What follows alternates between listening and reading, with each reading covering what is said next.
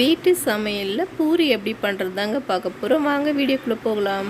நல்லா புசு புசுன்னு எண்ணெயில் போட்டதுமே நல்லா உப்பி வர மாதிரி பூரி எப்படி பண்ணுறதுன்னு பார்க்கலாம் வாங்க. அரை டீஸ்பூன் உப்பு சேர்த்துக்கலாம்.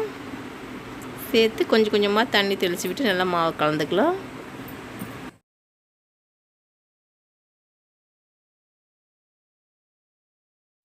மாவு நல்லா பிசைஞ்சாச்சுங்க. இது சப்பாத்தி மாவோட கொஞ்சம் டைட்டாக இருக்கணும் பூரிக்கு மாவு. நமக்கு மாவு 15 நிமிஷமாக நல்லா ஊறிட்டுருக்குங்க.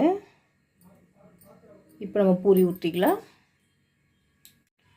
இது போல் சின்ன சின்ன உருண்டையை எடுத்து நம்ம பூரி ஊற்றிக்கலாம்.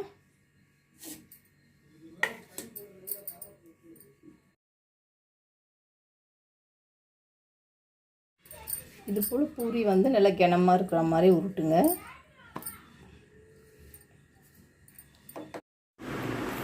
எண்ணெய் நல்லா சூடாயிடுச்சுங்க. இப்போ பூரி போட்டுக்கலாம்.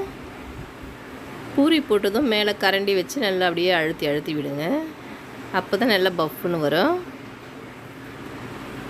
இது போல் நல்லா இது மாதிரி ப்ரெஷ் பண்ணி விடணும். விட்டால் தான் நல்லா உப்பி வரும் பாருங்கள். பூரி நல்லா சூப்பராக உப்பி வந்துடுச்சு பாருங்கள். இன்னொரு பக்கம் திருப்பி விட்டுக்கலாம்.